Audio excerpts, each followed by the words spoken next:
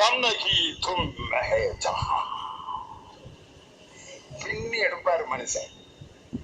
படிக்கிறது ராமாயணம், இடிக்கிறது பெருமாள் கோயில்னா அதுக்கு பொருத்தமான ஆள் அவர் தான். வாயில வடை மட்டும் இல்ல, உப்புமாவே கிண்டுவாரு ரவ இல்லாம. வந்து பேசுறாரியா, பேசுறத விடுங்க. பார்லிமெண்ட்ல உட்கார்ந்து இருக்காரு. எதிர்கட்சி எம்பிக்கள் எல்லாம் பல பிரச்சனைகளை எடுத்து சொல்லிக்கிட்டே இருக்காங்க. சிஏஜி அறிக்கையில் 7.5 லட்சம் கோடி ஊழல் செய்திருக்கிறீர்கள், என்ன பதில் சொல்றீங்க கேக்குறாங்க. தாடியை தடவிட்டு எப்படி உட்கார்ந்து. மணிப்பூரிலே 2 மலைஜாதி பெண்கள் நிர்வாணமாக அழைத்து செல்லப்பட்டு பாலியல் பலாத்காரம் செய்திருக்கிறார்கள், இதோ ஆதாரம். ஒன்றிய பிரதமர் என்ன பதில் சொல்கிறீர்கள்?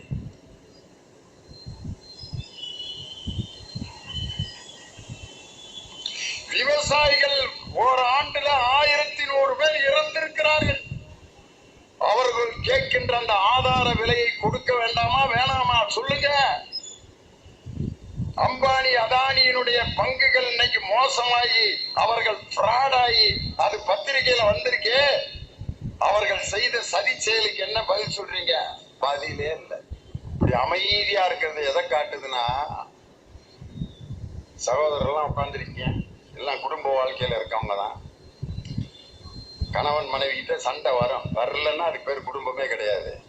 அதுல 3 வகையான டைப்பான மனைவிகள் இருப்பாங்க. சில பேர் கூடையே எதிர்த்து பேசுவாங்க. உன்னைய நான் என்ன பண்றேன் பாரு, நான் என்ன பண்ணுவேன் போயா அப்படிங்க, இது ஒரு டைப். 2வது, என்னை பத்தி உனக்கு தெரியாது,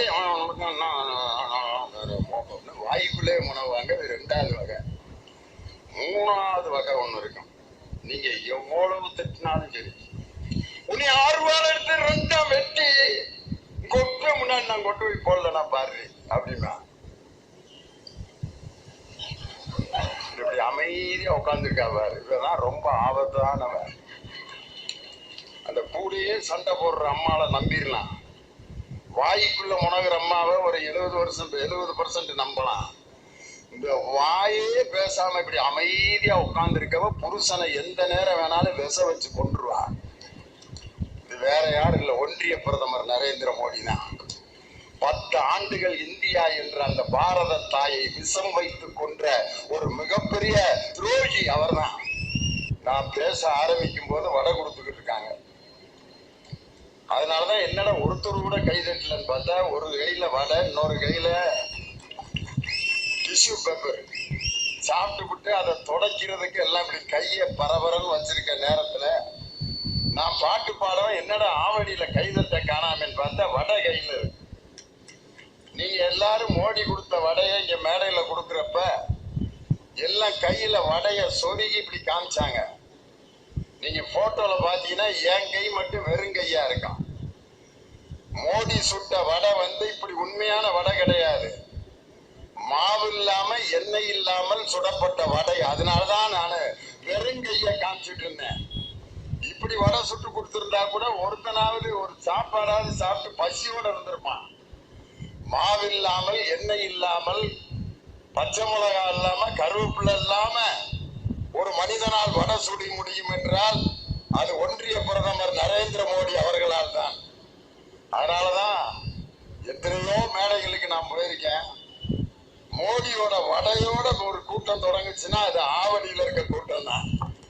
ரொம்ப அற்புதமாக ஒரு சூழ்நிலையோட அந்த பொதுக்கூட்டம் தொடங்குகிறது. நான் பாடநூல் கழக தலைவரா பொறுப்பேற்றவுடன் அதுக்கு முந்தின ஆட்சியில் இருந்த மாண்புமிகு விவசாயிகளின் நண்பர் அண்ணன் எடப்பாடி பழனிசாமி அவர்கள் முதலமைச்சர். பாடநூல் கழகத்து சார்பாக கொடுக்கப்பட வேண்டிய இலவச பொருள்கள்லாம் அடிச்சு வச்சிருக்காங்க. கோடிக்கணக்கான பை, கோடிக்கணக்கான ஷூ, ஜாமெட்ரி பாக்ஸ், பென்சில், எல்லாம் 11 பொருள்கள். எல்லாத்திலையும் முதலமைச்சர் எடப்பாடி பழனிசாமியும் முன்னாள் முதலமைச்சர் அம்மையார் ஜெயலலிதாவோட படம் இருக்கு. நான் பாடநூல் கழக தலைவரா வந்துட்டேன்.